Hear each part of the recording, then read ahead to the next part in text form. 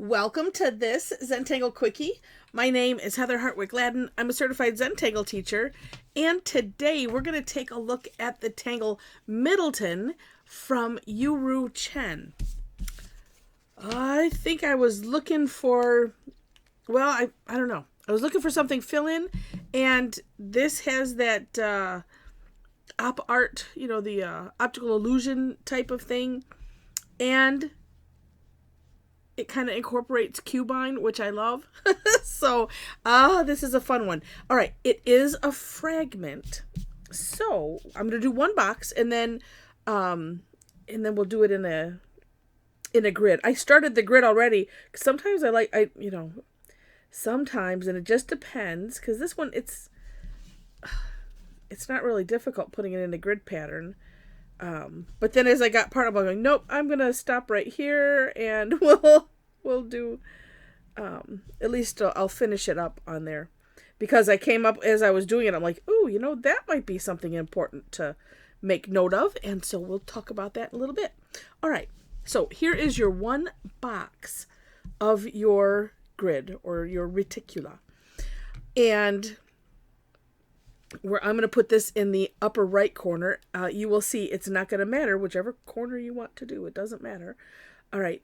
And I was trying to go like about halfway. It honestly doesn't matter how big you make this. But a square in the upper right corner for those that are old like me. Remember bowling? That's why I liked Cubine, because it made me think of bowling and keeping score. Nowadays, you don't even have to do the score yourself. I thought that was the fun, part of the fun was keeping score. All right. Then, in the big section, we're going to essentially aura the bigger box, but halabowing this. So, sort of. So we're going to start here. You pick your distance, right, that you want to aura it. And we just come around all of the sides and then just stop here. It's essentially halabowing, although it's doing it a little bit different than we would traditionally do. And if you don't know what a halabow is, that's why I try to explain it. There is, if you search, it's spelled Hollibaughh. I do have a video on that. It's a tangle, it's a technique, and it's Molly, daughter of where's my brain? Daughter of Rick of Maria, and that's her last name. Anyway, apparently I have no brains in my head tonight. All right, because I've been playing with this one, and it's all just kind of. I've zoned into the tangling. It's like, okay, I got to snap out of it. All right. So from here, yes, we're going to aura the inside of this. This one will be complete. Oh my gosh. I hope y'all are laughing with me. All right. Now this is where the tangle Cubine comes in. So tangle Cubine, it's it's a box, and it doesn't matter, honestly, it's just like this, it doesn't matter which corner, but here on this, for this pattern, we're going to put another box in the lower left, okay, and that will be filled in. I've got my graphic one handy for these occasions. Do it quick, carefully quick. Don't want to cause any other issues, new issues. Okay. Then, and this too, it could be whatever size you wish. It just has to be a portion of the bigger box. And then from this corner, we're just going to connect with a line, the corners like that. That's just magic, right? All right. Then, more magic. From this corner, we're going to connect this to here. And then, now this is where you do have to look closely, because I kind of took a double take. It's like, wait, where's that line coming from? So not up here, right here. So the closer, because we're not going to cross any lines. So from here to that same point, or close. And then from here, same idea. Super cool, right? Then, well, the next part, and YuRu has this in this step out, but you could honestly decorate this as you wish. But we're just going to put some nice little lines. And so looking at it this way, and honestly, it might matter just for the illusion of it. I was just thinking it doesn't matter which way you go, but, you know, go the shortest route here with the straight lines. And I am just being super careful not, or I should say, to stay within the lines. I have to go back to saying what I want, not what I don't want. All right, and then this one, same thing on the short side. So if you turn your tile, it makes it easier, because then you can, you know, you're seeing the line above as you're, you know, auraing it. And these ones, I'm making them more deliberate, I think, because it's just a bigger space. A lot of times if it's small, or I just, you know, make a conscious effort. This time, the conscious effort was to make them more deliberate from one side to the other.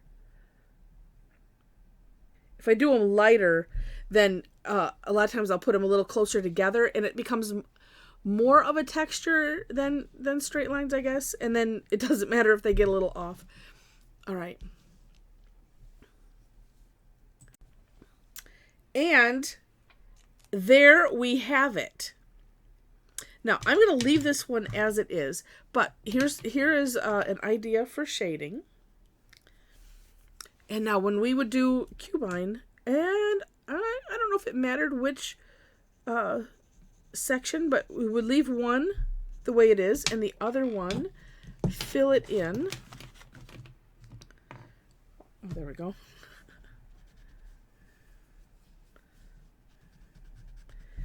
And this, I just scribbled a little bit because I was going to do what I'm doing now, just spreading out, smoothing out that graphite with the Tortillion, like so. Okay. And then, listen, I was looking at what YuRu did, and I do kind of like this. So I put graphite on the outside of that. Sort of. You didn't see that just jot in a little bit. It doesn't matter. And even if it goes in a little bit, it's all good.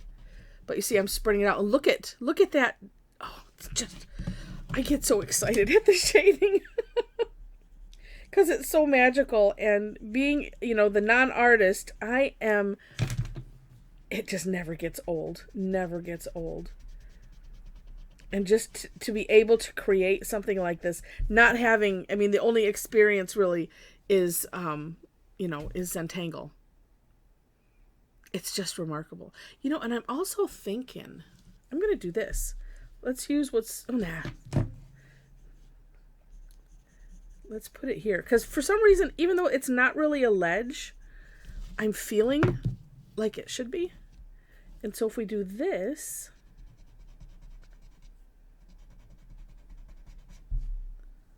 kind of creates it a little bit. And if I could get this, I didn't want to go too far down. I just wanted to create that little bit of something. There we go. That's better. Okay. Yes. Look at that. I didn't think of that till just now. Oh, but wait. That's silly. It goes all the way out here.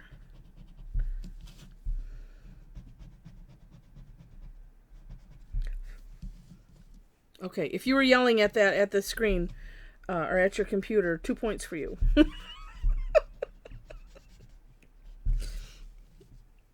Yes. Oh my gosh, that is really neat. And now I'm almost thinking, maybe, I don't know. I'm going to think on that. And while we think on that, okay, so here's where I started. I wanted to do a 4 square and have them all come out. And then as I was doing it, like I said, if it's something that's, I mean, it's not difficult. It's just, just paying attention to where you're putting the lines, right? But depending on how you want this situated, the issue of where to put this black square came into my mind. So let me finish this, because I like to, when I'm doing a tangle, I don't want to always be looking back at the step out. I mean, I like to reference it, of course, but not, I don't know, the best tangles, I shouldn't even say that, because there are some really great ones that do have a lot of steps or might be a little complicated, but if you can, I like to get them in my head and then just be able to do them when I want to. Okay, so the box, the filled in box should be, let's see, because this is all gonna, this box, we're going to have, this point is all coming down here, right? So you want this filled in box to go towards the opposite side of the box. I was trying to find the right way to say it.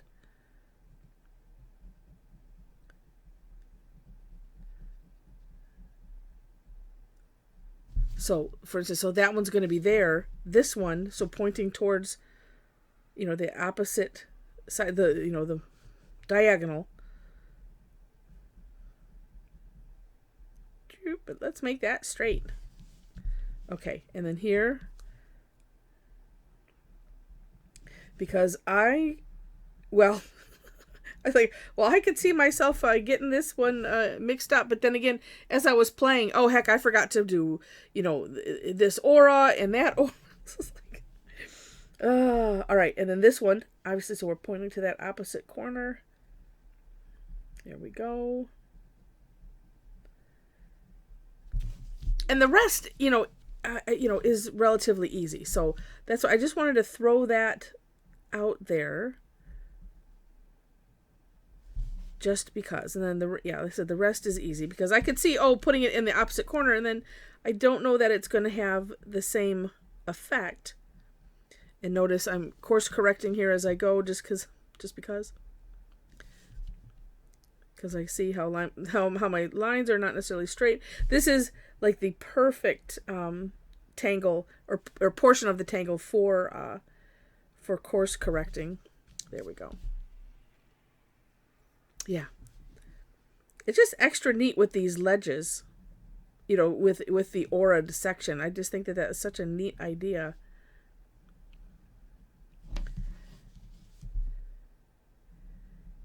And I like this, just having this shooting right out. Ugh. Like that. Well, okay. That one got out of control. And I did, on my version of the step out, I divided some of the steps out. And as I was doing it, I'm like, oh, come on, Heather. Let's not get carried away. But then at the same time, or only the thought right after that was, yeah, but you know what? I always like to gear things to the newest tangler, and then also things like these 3 lines. Personally, I think it's important to do the center one first and then do the other ones. That's just me. You, of course, can do it however you wish, and it's all going to work out just fine. All right. And then I think, too, the same thing here, thinking on, okay, I'm just doing... I'm going to draw the lines. Oh, although I should. I think if you drew them longwise, it's going to compete too much with this. And we want to have this kind of contrast to really show off the dimension that we have created. But so being that this is essentially a fragment, and I wanted them all coming out from the center like a boom. If you take a look at the For More Inspiration link, YuRu has I think it's like a 16 square. It's not on my, there it is. Yeah. Oh, and essentially, because sometimes you don't notice just because when you're looking at the whole big picture, she has them all like this. So in the center, these are all gathered because my eyeballs were going there. And I was like, wait, I have to, I felt like I have to look at it. And then just now, I'm like, oh, that's what she did. Oh, okay. Really neat. But you can, in my version of the step out, I had them all going the same direction. Just because I think it's neat. So you do whatever you want. It's all good. And that's also what makes it fun to do that. And then, of course, too, and in this one, I do, well, let's see. I do like what I did for decorating, but I was copying what YuRu did, so. Well, it's too late now, but I wonder, you could put like tipple, orbs or something else, or a maze in there. If I had thought about it before just now, I would have done that. But I think you just want something so that way this stands out and isn't competing too much. All right, so while I'm finishing these lines, if you are enjoying it, and actually if you're doing something like this, make sure to stretch your hands, your fingers every so often, take an eyeball break, look across the room, and focus on something else, just for a little bit, just so you don't, come out of this cross-eyed. And if you're enjoying it, would love to have you click the like button, and if you liked it enough to see more, would love to have you be a subscriber to the channel. And I mentioned the description section, so there you'll find the step out links. And then also below those is my link tree, where you will find, ways to connect with me if you wish. Actually, I pause for myself, because as I'm looking back at YuRu's, it's interesting.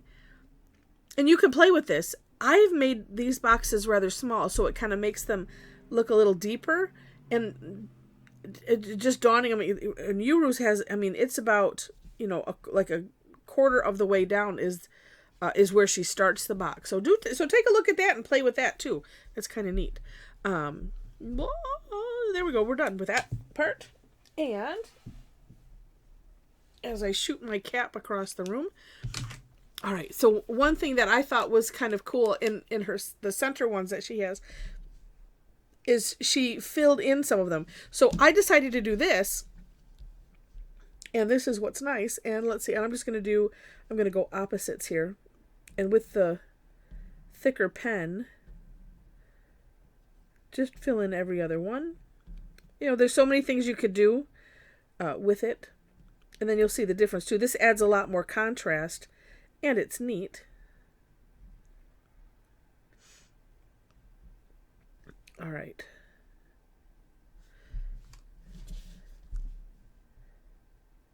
And just being careful to not go into the sections that I don't want it to go into. Sometimes, especially with this pen, this is nice because it's not really, it doesn't go to a fine tip, but you can kind of get into some tight spaces if you're nice and light with it. But a lot of times I will like right there I will let's go back to the 01, and that way I can get that in there, and then I can also just run it right across there. See how I neatened that up? Okay, that looks cool, right? All right, let me do this last one. So in the link tree, you will find ways to connect with me if you like. I do classes twice weekly. A lot of them are free. It's called, I call it Tangle Time. That's on Thursdays. And I do 2 sessions on Thursday. Same content. We just have double the fun for those that come twice. And it's great fun. And then on Tuesday, that's the other day right now that I teach, and I have one day of the month that is free, and that's called Tough Tangle Tuesday. That is on the 3rd Tuesday of the month, and we do just as it describes. We take a tough tangle, and tough by either it just takes a lot of focus, it has a lot of steps, or there are some that are just that are just difficult, and so we like to have fun with those. All right. And so the rest of them have a fee, so I can stay in lights and all of that kind of stuff, and pens and pencils. All right, let's do this. Ooh, so the decision is, I guess, which way do I want to have it? Because like this, well, like I said, I don't know that it matters because it's going to be different on each one. So let's do, I'm going to do the side, and then this one I'll do the bottom, question mark. Let me do this side here. Oh, you know what? Let's just stick with the sides. It's not, I don't think it's going to matter at all. We shall see. And then I'm going to do the same, it's pretty much the same thing as I did there. Except I'm breaking my own guidelines. With the direction that my pen was, I was putting it over the the line where I want it the darkest. Woo! Oh, look at that. I must have been pushing hard. I get that graphite right in that little groove there. Okay. Yes, normally I don't like to do this. I would rather, do this. Ooh.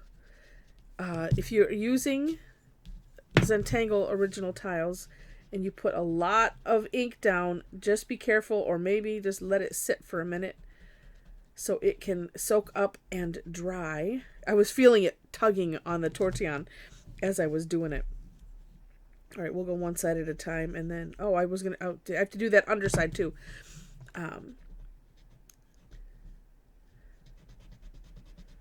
Oops. Too far in, but it's all right. It's all good. You know what it is? Well, now I like it on both sides. It needs to be on both sides. I would say, ooh, it kind of looks neat, but, yeah. But yet incomplete at the same time. All right. And because I changed my direction mid-doing.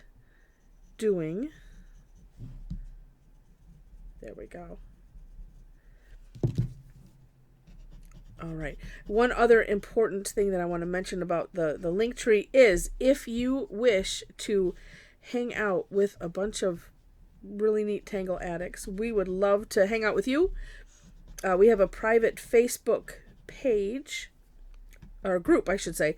I have a Facebook page. That link is there as well. So if you want to like me there, when I post classes, you will see them there. There's also a couple other places on there in the link tree to to follow if you wish, if you're not on Facebook. But for right now, the group is on Facebook, and we have a lot of fun. There are 4 questions that you have to answer in order to gain entry. And I just like to make sure that you're aware of that. But we have a lot of fun. We celebrate each other's wins and, each other's tangling. It's just very, very cool. All right.